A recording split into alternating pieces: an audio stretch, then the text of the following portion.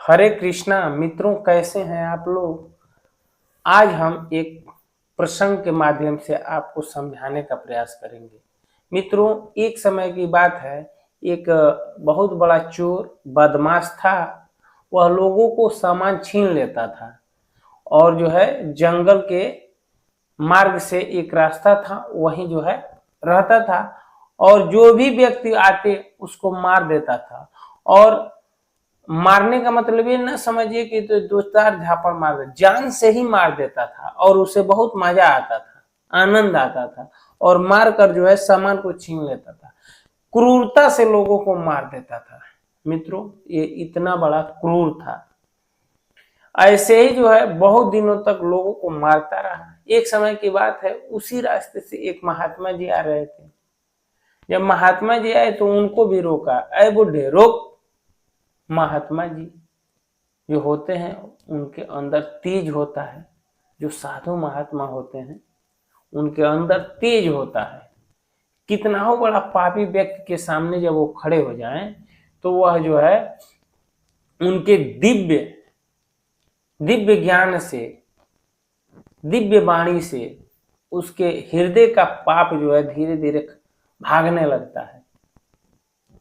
महात्मा जी रुके और बोले, बताओ क्या है, तो मैं आपको मारूंगा। महात्मा बोले, ये सब क्यों करते हो।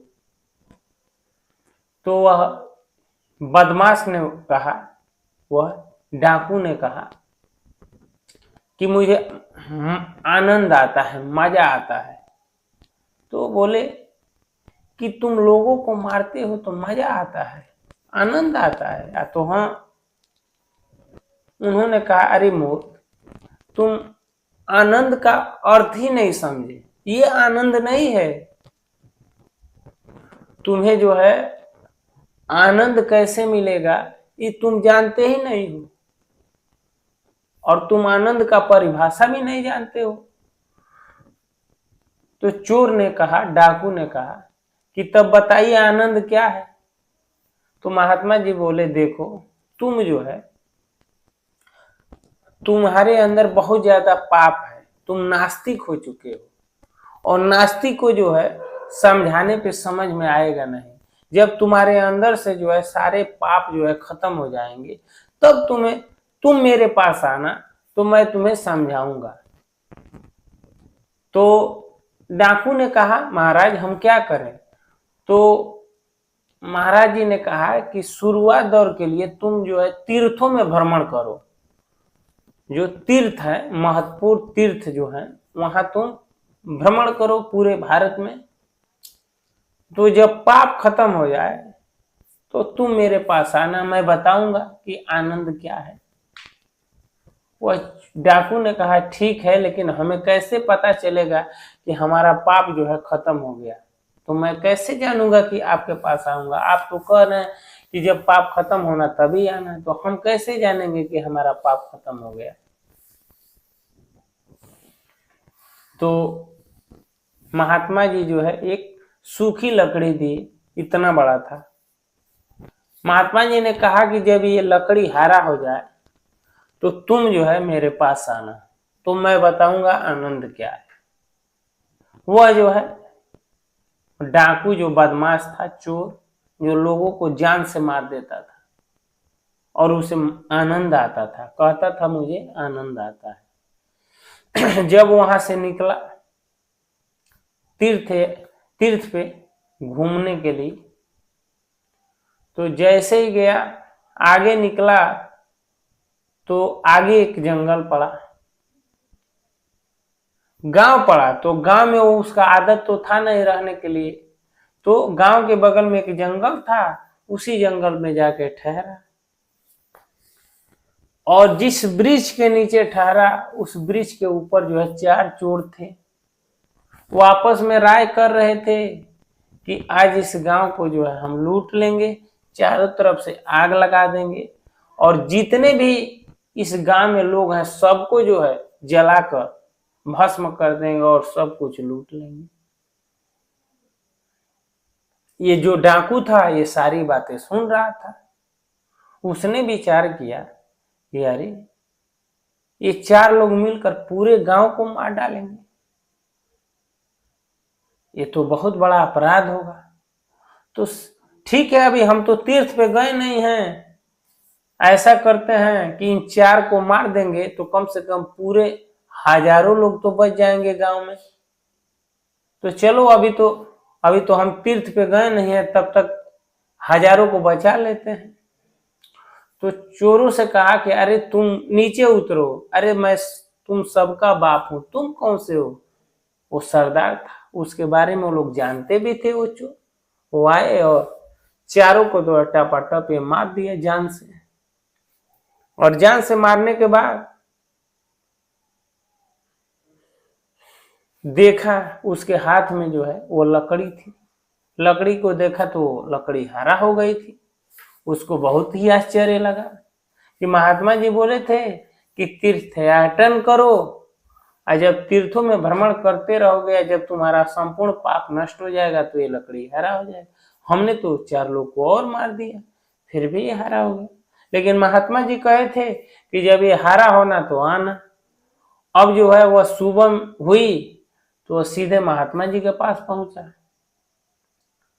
महात्मा जी बोले, अरे डाकू, अरे चोर, तुमको तो मैं भेजा था कि जाओ तीर्थ यातना करो, तीर्थों में घूमो, भ्रमण करो, जब ये लकड़ी, जब पाप खत्म हो जाए तो आ जाना है। तो चोर ने कहा, ठीक है, आपने कहा था जब पाप खत्म हो जाएंगे तो ये हमारा लकड़ी जो है हरा हो जाएगा, सूखी लकड़ी दिए हैं, देखिए तो हरा हो गया, तभी तो मैं आया हूं। महात्मा जी बोले, ये कैसे हरा हो गया, तुमने रात में क्या किया। तो किया क्या महाराज, जो करता था वही, 4 लोगों को और मैंने मार दिया तो ये हरा हो गया। महात्मा जी बोले कि कैसे मारे, बताओ पूरी कहानी। तो हम चलते चलते गए और रात हुआ, तो हमें तो गांव में रहने की आदत नहीं है, जंगल में चले गए। वहां 4 चोर राय कर रहे थे कि पूरे गांव को मार डालेंगे, जला देंगे, सब कुछ छीन लेंगे। तो हमने सोचा कि अभी तीर्थ पे तो निकले नहीं है, 3-4 लोगों को मारकर हजारों की जान बचा लेते हैं। तो महात्मा जी कहे, बस तुम जो है हजारों लोगों को जान बचाने के लिए इन 4 को मारा, ये तीर्थों से भी बड़ा फल तुम्हें मिल गया। तो चोर ने कहा कि महाराज वहां तो भी तो हत्याएं हुई। तो महाराज जी ने कहा, नहीं नहीं, कर्म तो वही रहा, उद्देश्य तुम्हारा बदल गया। मित्रों, उसी तरह कहा गया है कि एक ही कर्म का अलग अलग फल मिलता है। आप पूछते हैं कैसे, तो हमने जो आपको कहानी बताया, जो हमने आपको दृष्टांत दिया, उस कहानी से, उस कथा से आप समझिए कि वहां भी हत्या करता था, मारता था, लेकिन वहां पाप होता था। लेकिन यहां भी 4 लोगों को मारा, लेकिन उसको पाप नष्ट हो गया, उसे पुण्य अर्जित हुआ। तो मित्रों, आपने देखा कर्म वही रहा, लेकिन फल अलग अलग क्यों मिला, क्योंकि उसका उद्देश्य बदल गया। लोगों को मारता था अपने स्वार्थ के लिए, लेकिन वहां 4 लोगों को मारा हजारों को बचाने के लिए, इसलिए जो है वह धर्म का काम हुआ। मित्रों, उसी तरह हम कोई भी कार्य करते हैं तो हमारा उद्देश्य क्या है, ये मैटर करता है। ईश्वर जो है, जो भी हम कर्म करते हैं उसका जो है न्याय करते हैं। हमने जो है आपकी कोई चीज जो है चुराया, तो ये जाहिर सी बात है कि चुराया तो पाप लगेगा, लेकिन अगर हमारा उद्देश्य उससे भी बड़ा है, हजारों को बचाने के लिए हमने चुराया, तो वह पाप नहीं बल्कि पुण्य होगा। इसलिए मित्रों, हम जो भी कर्म करते हैं तो हमारा उद्देश्य साफ होना चाहिए। अगर हमारा उद्देश्य सही नहीं रहा तो हम जो है उसी कर्म का अलग अलग फल हमें भोगना पड़ता है। मित्रों, आपने जो यह प्रश्न किया था कि एक ही कर्मों का फल अलग अलग क्यों मिलता है, तो हमने एक कहानी के माध्यम से समझाने का प्रयास किया। मित्रों, उम्मीद करता हूं ये वीडियो अच्छा लगा होगा। अच्छा लगा होगा तो कमेंट में जरूर बताइएगा कि आपको क्या अच्छा लगा। मित्रों, आज इस वीडियो में इतना ही। अगले वीडियो में फिर मिलते हैं, तब तक के लिए हरे कृष्णा, राम राम जी, नमस्कार, प्रणाम।